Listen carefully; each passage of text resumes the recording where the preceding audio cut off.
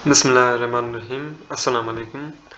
मेरा नाम डॉक्टर एहसन है और आज हम जानेंगे फोटोसिंथेसिस के बारे में और लाइट का क्या रोल है फोटोसिंथेसिस में। ओके, सो सबसे पहले समझ लेते हैं कि फोटोसिंथेसिस है क्या।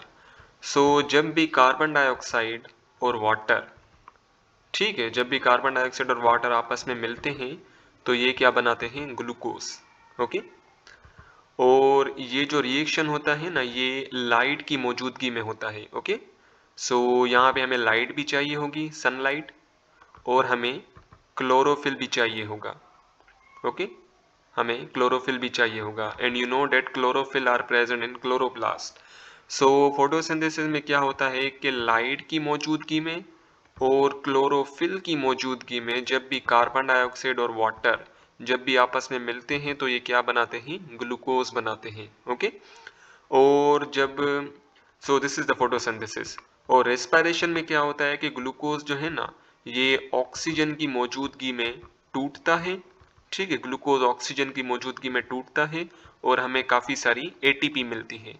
Okay, so this is the respiration and ATP is the chemical energy. Okay, and glucose, this food is also the source of chemical energy, क्योंकि जब आप इस ग्लूकोज को या जब आप इस फूड को तोड़ेंगे तो आपको ATP मिलेगी and ATP is the chemical energy. So the living process where light energy converted into chemical energy. Okay, so इसमें बेसिकली होता क्या है कि लाइट एनर्जी जो है ना, लाइट एनर्जी की मौजूदगी में सबसे पहले जो है ना वो केमिकल एनर्जी बनती है। Okay, and the chemical energy is the ATP and NADPH2। अब बेसिकली ये जो रिएक्शन है ना, ये आपको तभी समझ में आएगा जब आप लाइट डिपेंडेंट रिएक्शन जो है ना वो देखेंगे। ठीक है, लाइट डिपेंडेंट रिएक्शन ये मैं आगे चल के आपको बताऊंगा कि ये होता क्या है, क्योंकि इसमें सबसे पहले ATP एंड NADPH2 बनता है। ठीक है, उसके बाद क्या बनता है, फूड मॉलिक्यूल बनता है। ये जो मैंने आपको फोटोसिंथेसिस का प्रोसेस बताया ना, ये मैंने नटशेल में बताया है आपको। ओके, सबसे पहले chemical energy which is the ATP and NADPH2, सबसे पहले इसकी फॉर्मेशन होती है लाइट एनर्जी की मौजूदगी में by the help of chlorophyll. और उसके बाद जो है ना ऑर्गेनिक फूड मॉलिक्यूल जैसे कि ग्लूकोज हो गया, उसकी फॉर्मेशन होती है। फोटोसिंथेसिस में क्या होता है, कार्बन डाइऑक्साइड और वाटर आपस में मिलते हैं लाइट एनर्जी की मौजूदगी में, लाइट की मौजूदगी में एंड क्लोरोफिल की मौजूदगी में, और वो क्या बनाते हैं, ग्लूकोज बनाते हैं। This is called the photosynthesis and photosynthesis is the anabolic process. क्यों, क्योंकि इसमें चीजें बनती हैं। ठीक है, ग्लूकोज बना है, दो चीजें आपस में कंबाइन हुई, जैसे कि कार्बन डाइऑक्साइड और वाटर आपस में कंबाइन हुए और उन्होंने एक चीज बनाई which is the organic molecule and that is the glucose on which the carbohydrates are synthesized. ठीक है, carbohydrate which is the glucose वो बनता है by the help of carbon dioxide and water. Okay, inside the chlorophyllous cells. ठीक है, chlorophyllous sales वो sales हैं जिनके अंदर क्लोरोफिल मौजूद होता है। ठीक है, अब जितने भी प्लांट के सेल्स हैं ना, plant cell are the chlorophyllous cells, क्योंकि उनके अंदर क्लोरोप्लास्ट मौजूद होता है और क्लोरोप्लास्ट के अंदर क्लोरोफिल मौजूद होता है और क्लोरोफिल की मौजूदगी में फोटोसिंथेसिस जो है ना वो परफॉर्म होती है।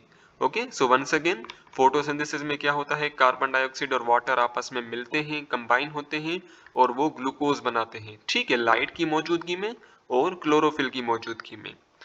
Now let's come to the role of light in photosynthesis. अब फोटोसिंथेसिस में लाइट का रोल क्या है।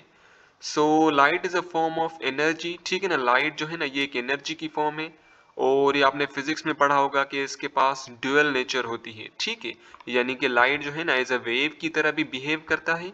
ठीक है, light both act as a wave, wave की तरह भी बिहेव करती है और पार्टिकल की तरह भी बिहेव करती है। यानी कि लाइट में क्या होते हैं, काफी सारे छोटे छोटे पार्टिकल्स होते हैं जिन्हें हम फोटॉन्स कहते हैं।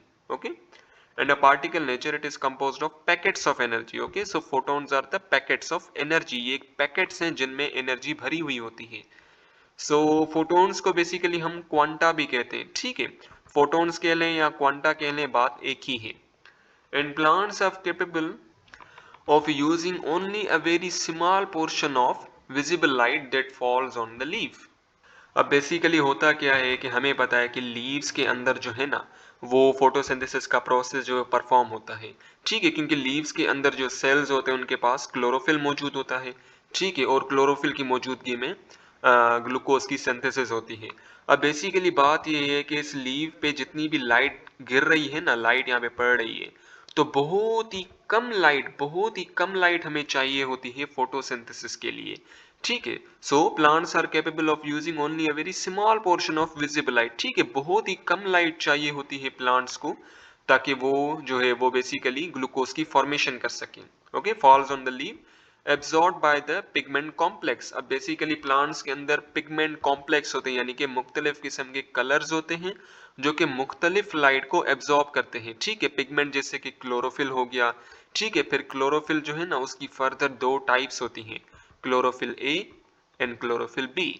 ठीक है, और प्लांट के पास बेसिकली कैरोटीनॉइड्स भी होते हैं, and carotenoids are also the pigments. Okay, and these are present in the chloroplast. ठीक है, अब बेसिकली क्लोरोप्लास्ट के अंदर जो है ना वो काफी सारी से थालाक्वाइड मेम्ब्रेन्स होती हैं।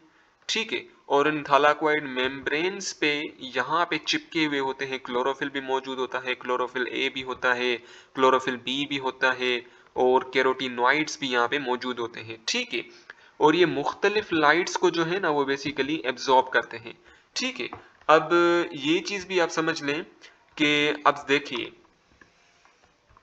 यहाँ पे मैं क्या कर रहा हूँ, यहाँ पे मैं रेड कलर कर रहा हूँ। ठीक है, तो अभी आपको क्या नजर आ रहा है, इसका कलर क्या है, रेड। इसका रीजन ये है कि जितनी भी लाइट यहाँ पे गिर रही है ना, वो तमाम लाइट यहाँ पे एब्जॉर्ब हो रही है, लेकिन जो रेड लाइट है ना वो रिफ्लेक्ट हो रही है। ठीक है, वंस अगेन ये जो मैंने कलर किया है इसका कलर आपको रेड नजर में आ रहा है। रेड क्यों आ रहा है, क्योंकि जितनी भी लाइट यहाँ पे पड़ रही है ना, वो तमाम लाइट जो है ये बेसिकली एब्जॉर्ब कर रहा है, लेकिन रेड लाइट जो है ना उसको ये रिफ्लेक्ट कर रहा है, जिसकी वजह से आपको ये रेड दिखाई दे रहा है। सिमिलरली लीव्स जो है ना वो हमें ग्रीन नजर क्यों आते हैं, क्योंकि तमाम लाइट जो है यहाँ पे एब्जॉर्ब होती है, लेकिन जो ग्रीन लाइट होती है ना वो रिफ्लेक्ट हो जाती है, जिसकी वजह से हमें लीव्स का कलर ग्रीन नजर में आता है। ठीक, so each pigment has its own absorption spectrum. ठीक है, अब बेसिकली मुख्तलिफ पिगमेंट्स जो है ना वो मुख्तलिफ लाइट को क्या करते हैं, एब्जॉर्ब करते हैं। ओके, और इसी को ही हम एब्जॉर्प्शन स्पेक्ट्रम कहते हैं कि मुख्तलिफ पिगमेंट्स जो हैं जैसे कि क्लोरोफिल हो गए, कैरोटीनॉइड्स हो गए प्लांट्स के अंदर, वो मुख्तलिफ वेवलेंथ ऑफ लाइट को एब्जॉर्ब करते हैं, और मुख्तलिफ लाइट्स की मुख्तलिफ वेवलेंथ भी होती हैं। ठीक है, जैसे रेड लाइट की मुख्तलिफ वेवलेंथ होगी, ब्लू लाइट की मुख्तलिफ होगी। ठीक है, so light energy captured by light harvesting complexes. अब बेसिकली लाइट डिपेंडेंट रिएक्शन के अंदर में ये सारे आपको कॉम्प्लेक्सेस जो है ना, लाइट हार्वेस्टिंग कॉम्प्लेक्सेस, ये मैं आपको बताऊंगा। Okay, which is effectively and rapidly transfer to the chlorophyll molecule present in the photosynthetic reaction center। अब लाइट डिपेंडेंट रिएक्शन के अंदर क्या होता है कि मुख्तलिफ कैरियर्स होते हैं। ठीक है, और ये जो चीजें हैं ना, ये जो पूरा पैराग्राफ है ये आपको तभी समझ में आएगा जब मैं आपको लाइट डिपेंडेंट रिएक्शन जो है ना वो समझाऊंगा। अब बेसिकली लाइट डिपेंडेंट रिएक्शन में होता क्या है कि लाइट जो है ना मुख्तलिफ मॉलिक्यूल्स के ऊपर गिरती है। ठीक है, फिर वो मॉलिक्यूल्स जो है ना उस लाइट एनर्जी को ट्रांसफर कर देते हैं टुवर्ड्स क्लोरोफिल।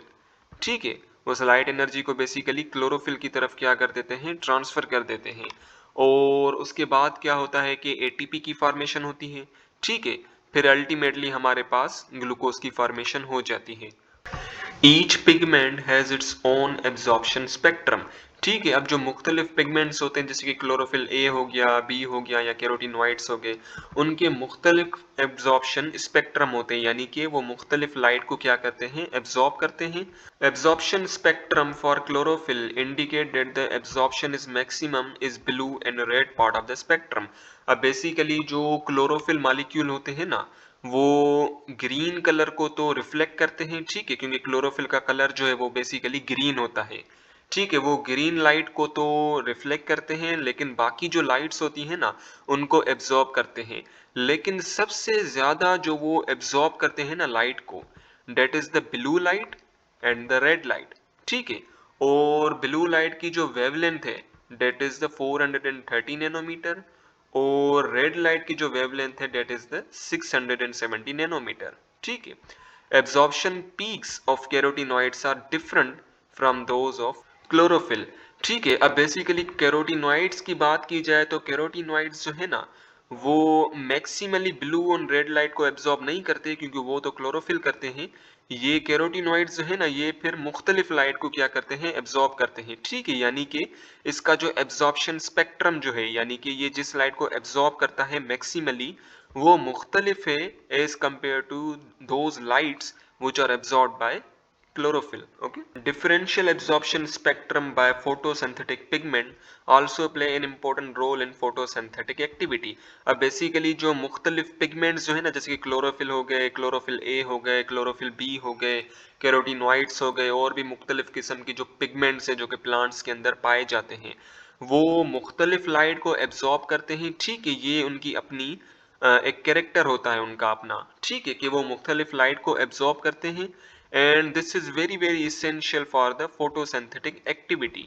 ठीक है, अब अगर ऐसा ना हो कि क्लोरोफिल जो है वो अगर ब्लू और रेड लाइट को मैक्सिमली एब्जॉर्ब ना करे और सपोज वायलेट लाइट को ज्यादा से ज्यादा एब्जॉर्ब करे, तो फोटोसिंथेसिस जो है ना उसका प्रोसेस परफॉर्म नहीं हो पाएगा। ठीक है, सो हर एक पिगमेंट की अपनी अपनी क्वालिटी होती है, अपनी अपनी एब्जॉर्प्शन स्पेक्ट्रम होती है, कि वो मुख्तलिफ और एक मखसूस लाइट को ज्यादा से ज्यादा एब्जॉर्ब करता है। ठीक है, जिसकी वजह से फोटोसिंथेटिक का जो प्रोसेस है वो परफॉर्म हो पाता है। ठीक है, अगर क्लोरोफिल का मॉलिक्यूल जो है, अगर सपोज कीजिए वायलेट लाइट को और येलो लाइट को ज्यादा से ज्यादा मैक्सिमली एब्जॉर्ब करे और ब्लू और रेड लाइट को सबसे ज्यादा एब्जॉर्ब ना करे, तो फोटोसिंथेसिस का प्रोसेस जो है ना वो परफॉर्म हो ही नहीं पाएगा। Okay, so the relative effectiveness of different wavelength of light, different wavelength color of light in driving photosynthesis is called action spectrum of photosynthesis. अब एक्शन स्पेक्ट्रम ऑफ फोटोसिंथेसिस हम कहेंगे कि एक पिगमेंट जो है जैसे कि क्लोरोफिल हो गया, ठीक है, अब वो क्या कर रहा है, maximally blue and red light को क्या कर रहा है, एब्जॉर्ब कर रहा है। ओके, और ये जो ब्लू एंड रेड लाइट जो है ना, ये बहुत ही ज्यादा इंपॉर्टेंट है। ठीक है, for the driving of photosynthesis, ताकि फोटोसिंथेसिस का प्रोसेस जो है ना वो परफॉर्म हो पाए।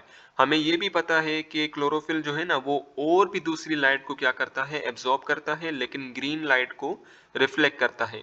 लेकिन सबसे ज्यादा जो मैक्सिमली एब्जॉर्ब करता है, that is the blue light and red light. Okay, so यानी कि कहने का मकसद ये है कि blue light and red light जो है ना, ये बहुत ही ज्यादा इंपॉर्टेंट है फोटोसिंथेसिस को ड्राइव करने के लिए, फोटोसिंथेसिस को चलाने के लिए। बाकी जो लाइट्स है अगर वो इतनी ज्यादा एब्जॉर्ब ना होती हैं तो इतना मसला नहीं है। क्यों? क्योंकि मैक्सिमली जो क्लोरोफिल लाइट को एब्जॉर्ब कर रहा है ना, that is the blue light and red light. So these two lights are very very important for driving the photosynthesis, और इसी को ही हम एब्जॉर्प्शन स्पेक्ट्रम ऑफ फोटोसिंथेसिस कहते हैं, कि एक पार्टिकुलर पिगमेंट जो है जैसे क्लोरोफिल हो गया, वो एक मखसूस लाइट को क्या कर रहा है, मैक्सिमली एब्जॉर्ब कर रहा है, और उसकी यही एब्जॉर्प्शन की वजह से फोटोसिंथेसिस का प्रोसेस जो है ना वो परफॉर्म हो पा रहा है। Okay, so this is the action spectrum of photosynthesis. अब इस ग्राफ में बेसिकली मुख्तलिफ मॉलिक्यूल्स की, मुख्तलिफ पिगमेंट की जो है ना वो एब्जॉर्प्शन स्पेक्ट्रम बताई गई है। ठीक है, ये जो आपको वाइट से नजर आ रही है ना, this is the chlorophyll A. ठीक है, ये क्या है, क्लोरोफिल ए। और ये वाली जो आपको नजर आ रही है ना, this is the chlorophyll B. Okay, ये क्या है, क्लोरोफिल बी है। और ये काफी सारे जो आपको टुपके टुपके से डॉट डॉट से नजर आ रहे हैं, these are the carotenoids. Okay, so basically यहाँ पे शो किया गया है कि क्लोरोफिल ए जो है ना, वो मैक्सिमली कौन सी वेवलेंथ ऑफ लाइट को एब्जॉर्ब कर रहा है, अगर यहाँ पे देखा जाए तो 430 नैनोमीटर। Okay, 430 nanometer. और हमें पता है कि 430 नैनोमीटर जो है वो किसकी वेवलेंथ है, that is the wavelength of blue light. और यहाँ पे आप नोटिस करें कि यहाँ पे फिर से ये यूं ऊपर जा रहा है। ठीक है, यहाँ पे ये वाली जो है ना wavelength of light, that is coming around 670 यहाँ पे। तो इस वाली लाइट को भी क्या कर रहा है, मैक्सिमली एब्जॉर्ब कर रहा है। ये जो 670 वेवलेंथ जो है, ये किस लाइट की वेवलेंथ है, that is the wavelength of red light. ठीक है, सो क्लोरोफिल ए जो है ना वो blue light and red light को मैक्सिमली एब्जॉर्ब कर रहा है।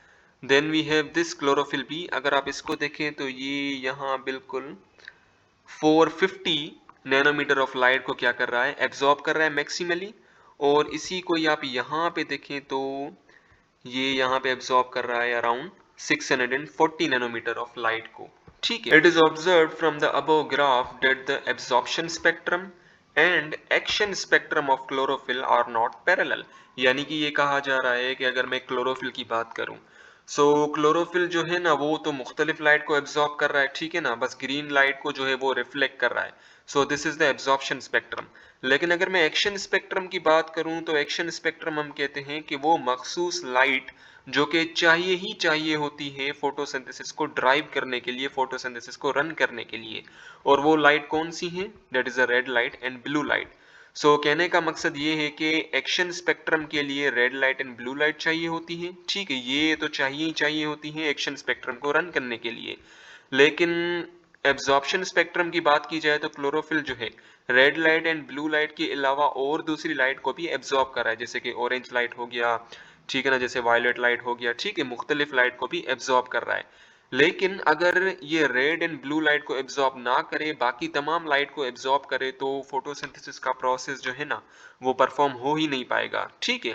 सो इसलिए कहा जा रहा है कि जो एब्जॉर्प्शन स्पेक्ट्रम है और एक्शन स्पेक्ट्रम वो पैरेलल नहीं है, ठीक है। पैरेलल ना होने का मतलब ये है कि क्लोरोफिल मुख्तलिफ लाइट को तो एब्जॉर्ब कर ही रहा है, ठीक है, बस ग्रीन लाइट को क्या कर रहा है? रिफ्लेक्ट कर रहा है।